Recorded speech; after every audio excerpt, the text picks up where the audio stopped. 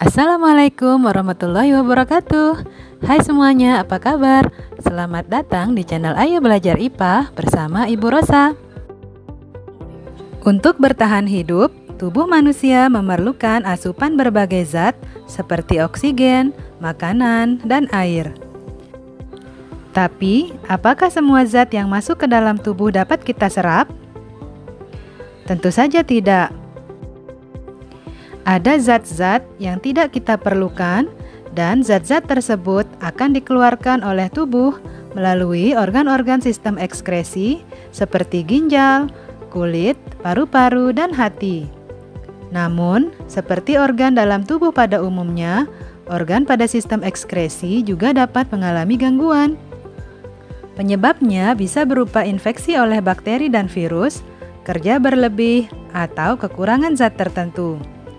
Di video kali ini, kita akan belajar mengenai beberapa jenis gangguan pada sistem ekskresi dan upaya untuk mencegah atau menanggulanginya.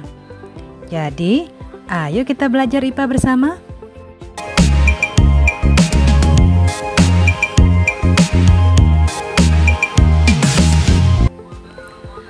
Gangguan pada sistem ekskresi manusia dan upaya untuk mencegah atau menanggulanginya. Nefritis. Nefritis adalah penyakit rusaknya nefron, terutama pada bagian-bagian glomerulus ginjal. Nefritis disebabkan oleh infeksi bakteri Streptococcus. Nefritis mengakibatkan masuknya kembali asam urat dan urea ke pembuluh darah atau yang dikenal dengan uremia, serta adanya penimbunan air di kaki karena reabsorpsi air yang terganggu atau dikenal dengan edema. Upaya penanganan nefritis adalah dengan proses cuci darah atau pencangkokan ginjal. Batu ginjal. Batu ginjal adalah gangguan yang terjadi akibat terbentuknya endapan garam kalsium di dalam rongga ginjal atau pelvis renalis, saluran ginjal, atau kandung kemih. Batu ginjal berbentuk kristal yang tidak dapat larut.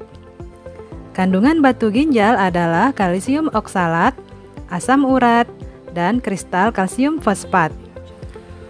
Endapan ini terbentuk jika seseorang terlalu banyak mengonsumsi garam mineral dan kekurangan minum air, serta sering menahan kencing. Upaya untuk mencegah terbentuknya batu ginjal adalah dengan meminum cukup air putih setiap hari, membatasi konsumsi garam, karena kandungan natrium yang tinggi pada garam dapat memicu terbentuknya batu ginjal, serta tidak sering menahan kencing. Batu ginjal yang kecil dapat saja keluar melalui urin, tetapi seringkali menyebabkan rasa sakit. Batu ginjal berukuran besar memerlukan operasi untuk mengeluarkannya. Tahukah kamu bahwa vitamin C dengan dosis tinggi akan meningkatkan resiko terkena batu ginjal? Karena sebagian vitamin C yang tidak diserap tubuh akan dikeluarkan melalui urin sebagai oksalat. Oksalat adalah salah satu komponen pembentuk batu ginjal. Oleh karena itu, jumlah vitamin C yang masuk ke dalam tubuh harus sesuai dengan kebutuhan. Albuminuria. Albuminuria merupakan penyakit yang terjadi akibat adanya kerusakan pada glomerulus yang berperan dalam proses filtrasi, sehingga pada urin ditemukan adanya protein. Albuminuria dapat terjadi akibat kurangnya asupan air ke dalam tubuh, sehingga memperberat kerja ginjal. Mengonsumsi terlalu banyak protein, kalsium, dan vitamin C dapat membuat glomerulus harus bekerja lebih keras sehingga meningkatkan resiko kerusakannya. Upaya yang dapat dilakukan untuk mencegah albuminuria adalah dengan mengatur jumlah garam dan protein yang dikonsumsi serta pola hidup sehat untuk mengatur keseimbangan gizi. Hematuria. Hematuria merupakan penyakit yang ditandai dengan adanya sel-sel darah merah pada urin. Hal ini disebabkan penyakit pada saluran kemih akibat gesekan dengan batu ginjal. Hematuria juga dapat disebabkan oleh adanya infeksi bakteri pada saluran kemih. Upaya pencegahan hematuria dapat dilakukan dengan segera buang air kecil ketika ingin buang air kecil, membersihkan tempat keluarnya urin dari arah depan ke belakang untuk menghindari masuknya bakteri dari dubur, serta banyak minum air putih. Ketika seseorang sakit hematuria, maka penanganan yang diberikan adalah dengan memberi antibiotik untuk membersihkan infeksi bakteri pada saluran kemih. Diabetes insipidus. Penyakit ini disebabkan karena seseorang kekurangan hormon ADH atau hormon antidiuretik. Kondisi tersebut menyebabkan tubuh tidak dapat menyerap air yang masuk ke dalam tubuh, sehingga penderita akan sering buang air kecil secara terus-menerus. Upaya penanganan penderita diabetes insipidus adalah dengan memberikan suntikan hormon antidiuretik sehingga dapat mempertahankan pengeluaran urin secara normal. Kanker ginjal. Kanker ginjal merupakan penyakit yang timbul akibat pertumbuhan sel pada ginjal yang tidak terkontrol di sepanjang tubulus dalam ginjal. Hal ini dapat menyebabkan adanya darah pada urin, kerusakan ginjal, dan juga dapat mempengaruhi kerja organ lainnya jika kanker ini menyebar, sehingga dapat menyebabkan kematian. Upaya pencegahan yang dapat dilakukan adalah dengan menghindari penggunaan bahan-bahan kimia yang memicu kanker. Jerawat. Jerawat atau akne vulgaris merupakan suatu kondisi kulit yang ditandai dengan terjadinya penyumbatan dan peradangan pada kelenjar sebasea atau kelenjar minyak.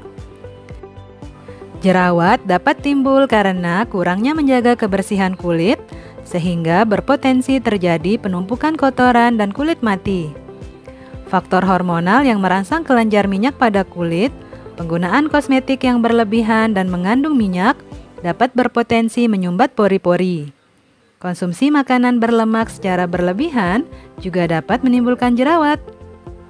Jerawat pada umumnya dapat muncul pada wajah, leher, atau punggung. Upaya pencegahan yang dapat dilakukan adalah dengan membersihkan wajah secara rutin, menghindari makanan berlemak, dan lebih banyak mengonsumsi buah-buahan, serta menjaga aktivitas tubuh. Biang keringat. Biang keringat terjadi karena kelenjar keringat tersumbat oleh sel-sel kulit mati yang tidak dapat terbuang secara sempurna. Keringat yang terperangkap tersebut menyebabkan timbulnya bintik-bintik kemerahan yang disertai gatal. Sel-sel kulit mati, debu, dan kosmetik juga dapat menyebabkan terjadinya biang keringat. Orang yang tinggal di daerah tropis dan lembab akan lebih mudah terkena biang keringat.